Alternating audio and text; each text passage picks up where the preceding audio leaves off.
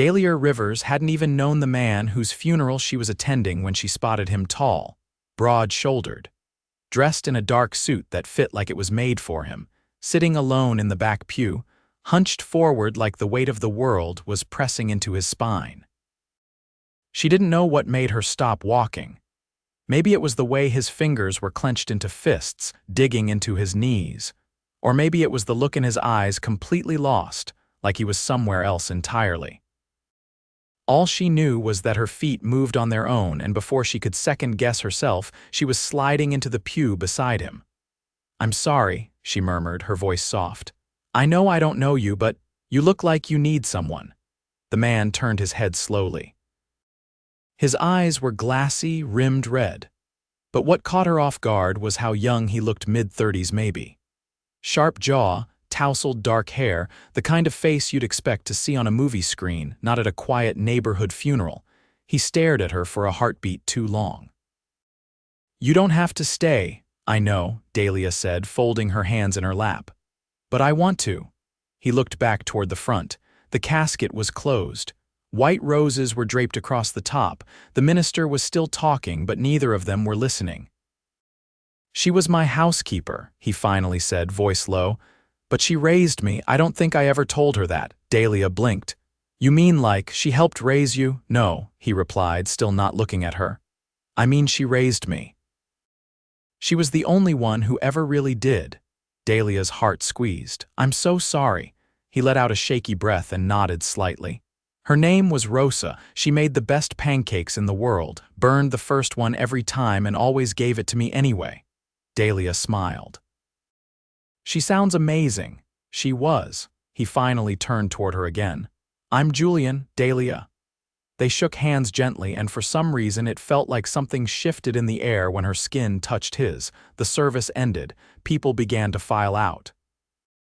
Julian stood slowly, looking like he wasn't sure what to do next. "You don't have family here?" Dahlia asked. He shook his head. No one who'd show up to something like this. She hesitated for a moment. "There's a coffee shop around the corner. They have these lemon muffins that are borderline illegal. You want to go? You shouldn't be alone right now." He studied her like he didn't know what to make of her offer, but then his jaw softened a little. "Yeah, okay. Thanks." They walked side by side down the street, early spring wind brushing past them. Dahlia's coat was too thin, but she didn't mention it. Julian kept glancing at her like he wanted to say something but didn't know how. They sat in a booth by the window. She ordered tea. He ordered black coffee and 2 lemon muffins because she insisted he'd regret it if he didn't. "You came to a funeral for someone you didn't know?" he asked. Dahlia tucked a piece of hair behind her ear. "She was my neighbor. I used to see her walking to the bus stop every morning, rain or shine. We talked a few times. She reminded me of my grandma." Julian smiled for the first time. It was small but real. "You're kind," he said simply. "I just believe people should show up for each other." He sipped his coffee, watching her. "You always this calm?" "No," she said with a laugh. "I ramble when I'm nervous." "You don't seem nervous." "I'm faking it." That made him laugh, really laugh, and suddenly she realized how handsome he was when he didn't look like the world was ending. They ended up talking for over an hour, about anything and nothing. She told him about her job at the library, her dream of opening a community reading cafe one day. He told her about Rosa, about growing up in a giant house that never felt like a home, but he didn't tell her what he did for work, and she didn't ask. Something told her he didn't want to talk about that. When they finally stood to leave, he hesitated. "Can I see you again?" Dahlia blinked. "I mean, sure, yeah." He pulled a sleek black card out of his wallet and handed it to her. It had nothing but a name, Julian Weller. "That's very mysterious," she teased. "I'll explain it all. Just call me," she smiled. Okay, they walked outside. The sun had peeked through the clouds. He opened the door of a sleek black car parked at the curb and got in. As the car pulled away, Dahlia stood on the sidewalk staring after it, heart racing. She had no idea that the stranger she comforted at a funeral was a millionaire who hadn't smiled in years until her.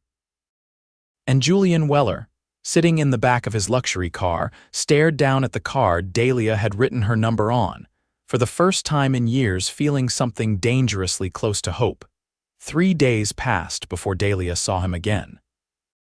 She was shelving new arrivals in the fiction section of the library when the automatic doors slid open and Julian Weller stepped inside. No suit this time, just a navy sweater, tailored jeans, and Italian leather boots that didn't belong anywhere near the scuffed linoleum floor. He caught her eye instantly. She froze, a hardcover novel still in her hands. He offered a quiet nod, almost hesitant, before making his way toward her. "You really work here," he said, his voice softer than she remembered, like he wasn't sure if he was intruding. Dahlia slipped the book into place. "I told you I did. I know, I just didn't expect to find you this fast.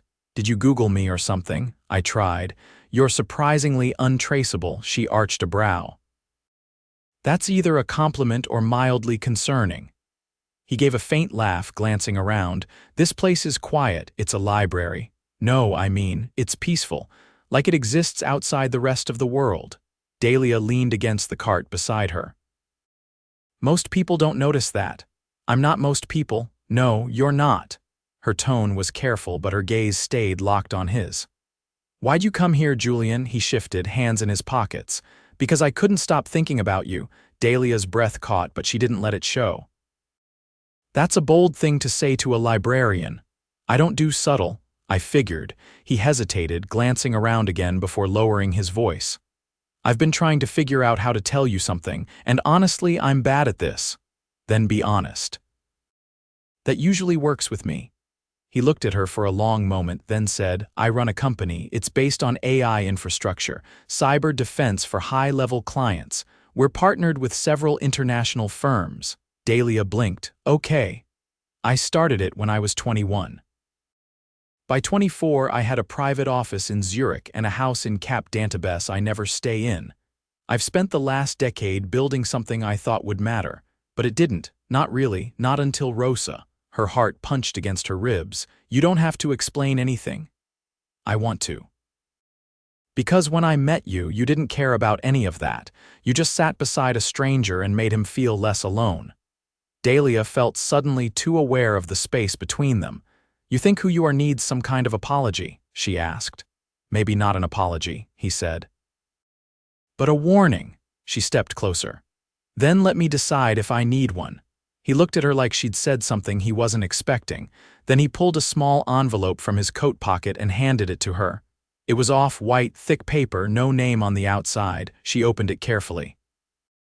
Inside was an invitation, heavy ivory cardstock embossed with gold foil, a charity gala. Black tie. Saturday night, hosted at the Weller Foundation headquarters downtown. Her eyes lifted slowly. "You're inviting me to a gala. I want you to see my world, all of it. Not just the parts I can hide behind a coffee cup."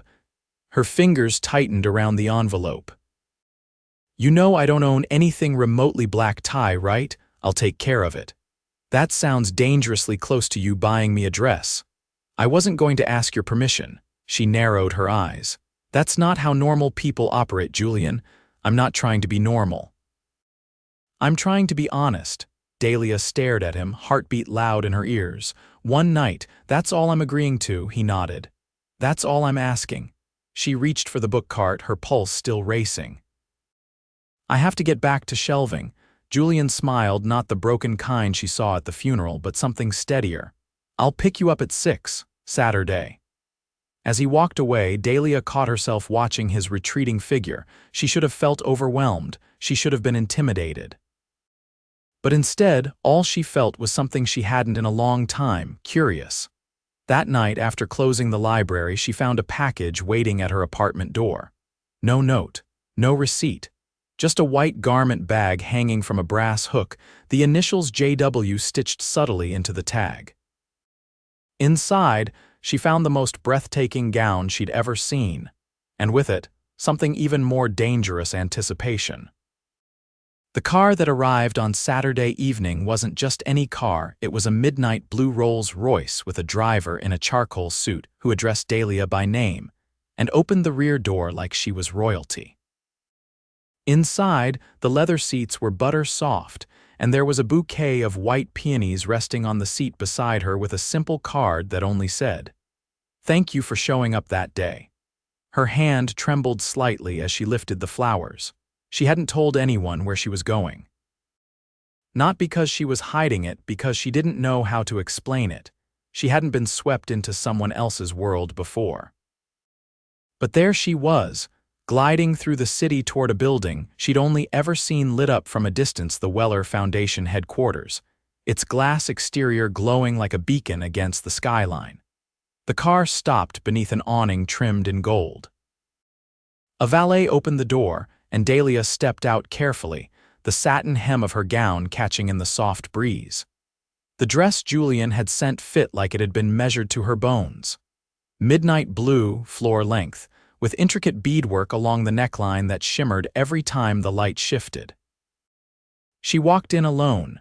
The lobby was a cathedral of glass and marble, filled with people who looked like they lived in magazines. Strings of soft music drifted from a live quartet in the corner. Crystal chandeliers caught the light and danced it across the walls like stars, and then she saw him.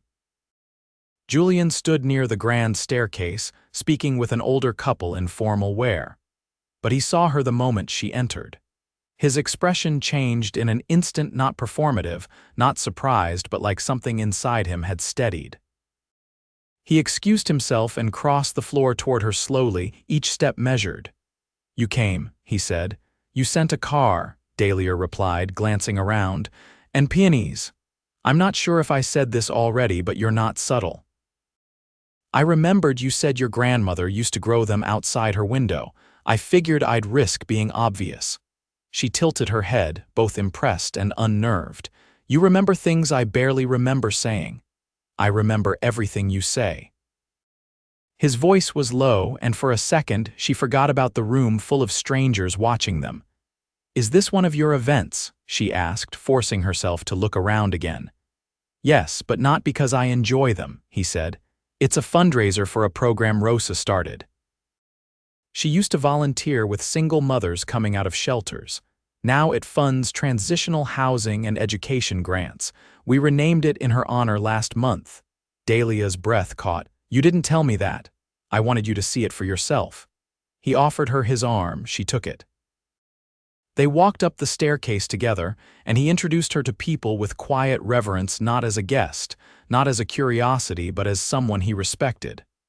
No one asked where she came from. No one dared. Later, he led her to a rooftop terrace strung with soft lights and heaters casting a golden glow across the space.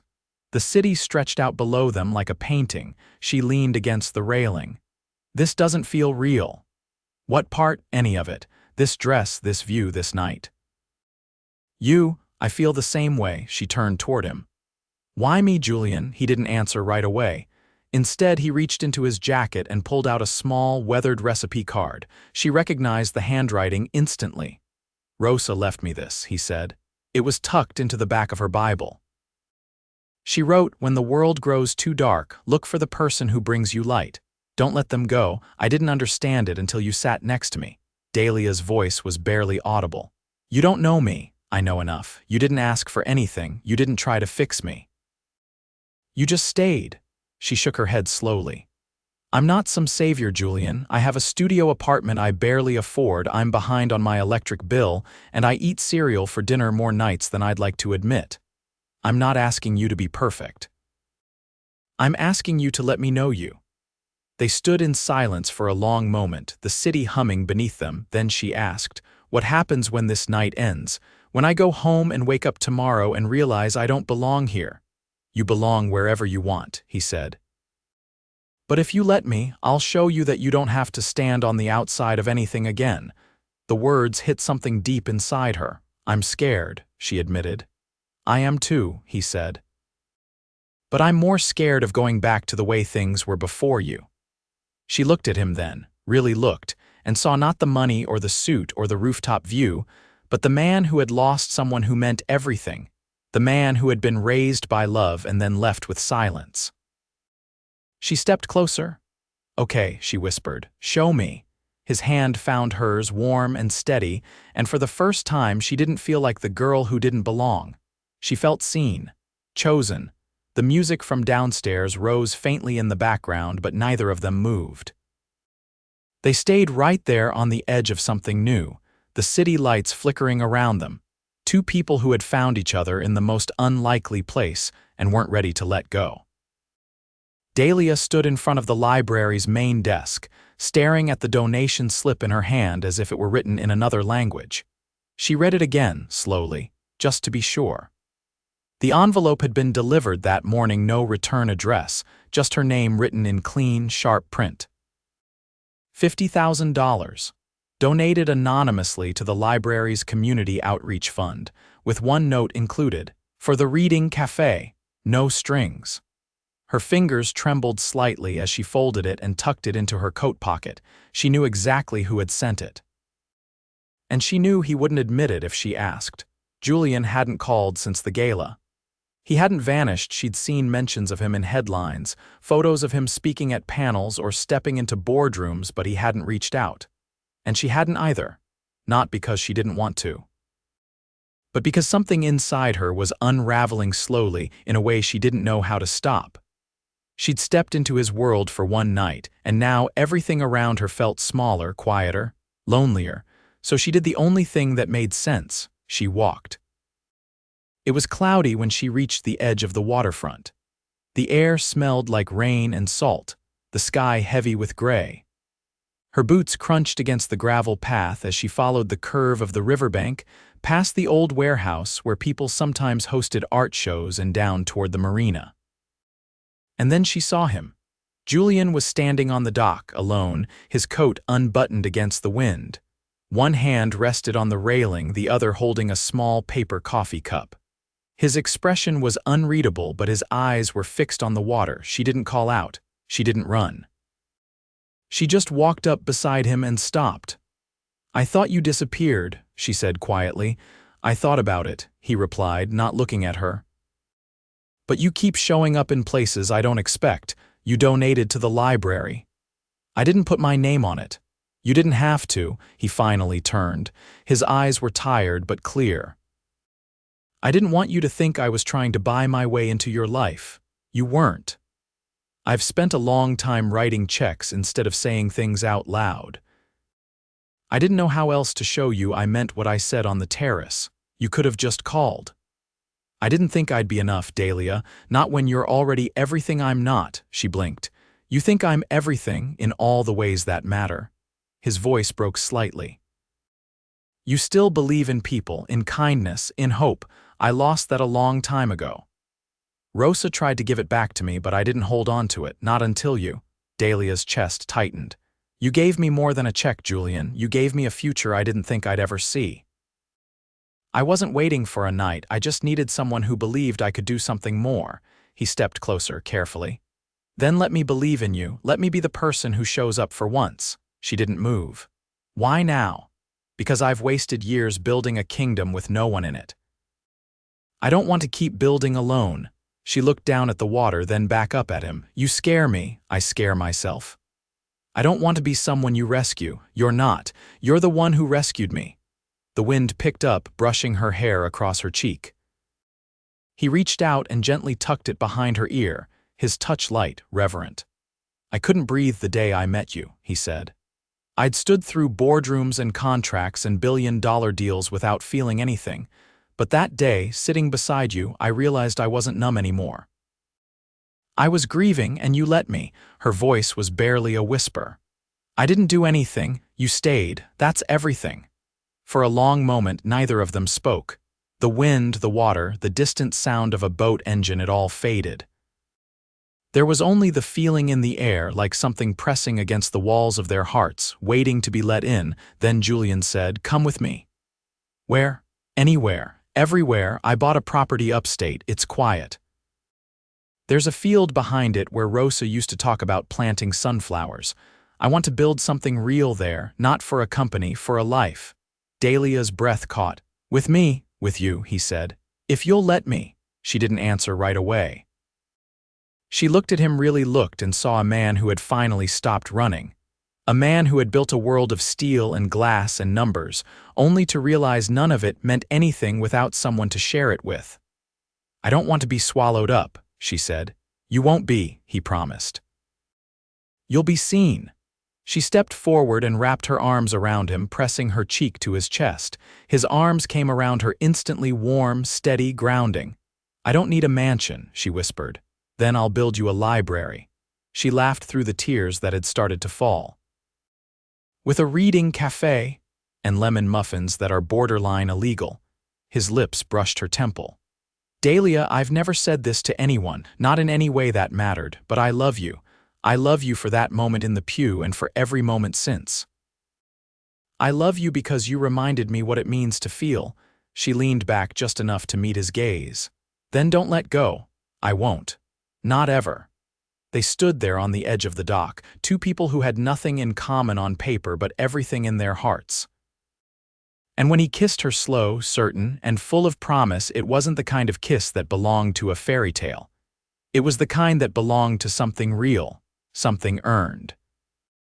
And when the clouds finally broke above them, letting in streaks of quiet golden light, it felt like the universe had been holding its breath, waiting for them to find their way, together. The first time Dahlia stepped onto the property Julian had bought, she was barefoot, holding her heels in one hand, the grass still damp from morning dew. The sun was just beginning to rise, streaking the sky in soft apricot and pale gold, and the air smelled like earth, pine, and something unnameable like possibility.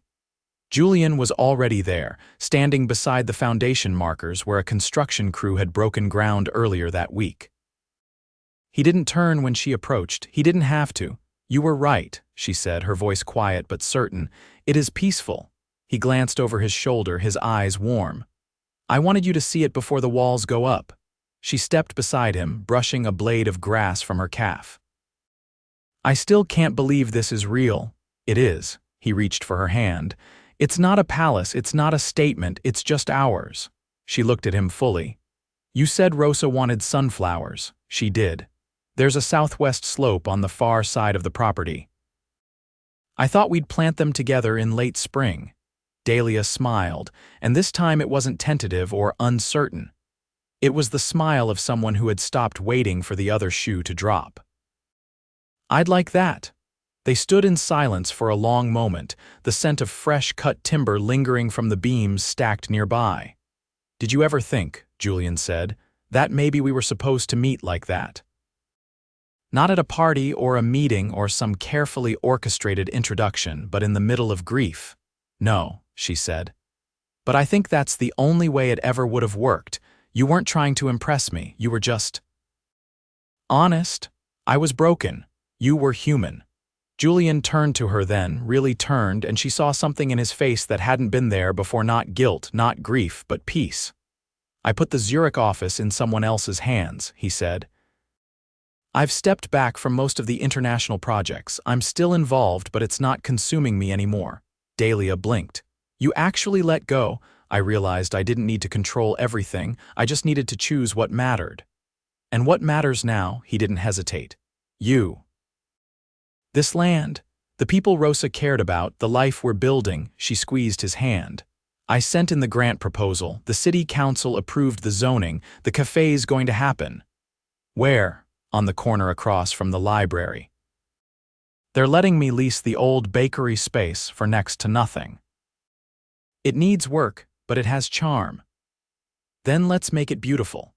Later that afternoon, they met with the architect, walked through the layout of the house, and chose the spot where a small reading nook would go, an oversized window seat overlooking the trees, just wide enough for two people and a stack of books. By evening, they were back in the city, seated on the floor of Dahlia's apartment, surrounded by takeout containers and blueprint sketches. Her hair was pulled back messily, and his shirt sleeves were rolled to the elbows. There was music playing softly from a speaker on the counter, and the scent of jasmine tea lingered between them. "Do you miss it?" she asked. "The penthouse, the jet, the constant movement?" "No. Not even a little. Not even the espresso machine that probably cost more than my car." He gave a quiet laugh. I had a lot of things. None of them felt like home. She leaned against him, her cheek resting on his shoulder. You really never said that to anyone before. He turned his head toward her. Said what? That you loved them, not out loud. You say it like it's easy now. It is, with you. She reached up and touched his face, her thumb brushing just under his jaw. Then say it again. He kissed her, slow and certain, then whispered against her lips, I love you. That night, they didn't talk about timelines or finances or logistics.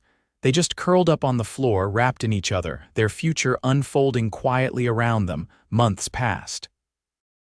The Reading Cafe opened with a line down the block and a chalkboard menu listing Rosa's burnt pancake muffins as the daily special.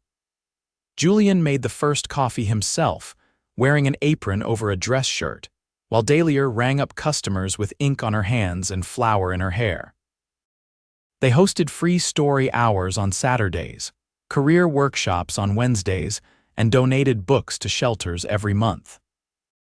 The walls were lined with shelves and community art, and the cash register sat beneath a painted quote, When the world grows dark, look for someone who brings you light. The house was completed by the end of fall. On the day they moved in, Julian carried her across the threshold not for tradition, but because he wanted to. The sunflowers bloomed the following spring, thick golden rows swaying in the breeze, and they planted a tree near the back porch in Rosa's honor. They didn't rush a wedding. They didn't need to. They lived fully, deeply, and deliberately building a life that wasn't about grandiosity, but about meaning. And when Julian finally dropped to one knee in the middle of the sunflower field on a warm June evening, holding a simple ring and looking up at her like she was everything he'd ever prayed for, Dahlia didn't hesitate for a second. Yes, she said, tears slipping down her cheeks. Yes, 100 times. They married under the tree the following summer, surrounded by friends, neighbors, and the families they'd chosen. There was no press, no photographers, no headlines, just music, laughter, and the sound of vows spoken without fear. Julian danced with her barefoot in the grass beneath string lights, whispering promises that had nothing to do with wealth or status, only with love that had been earned, chosen, and cherished.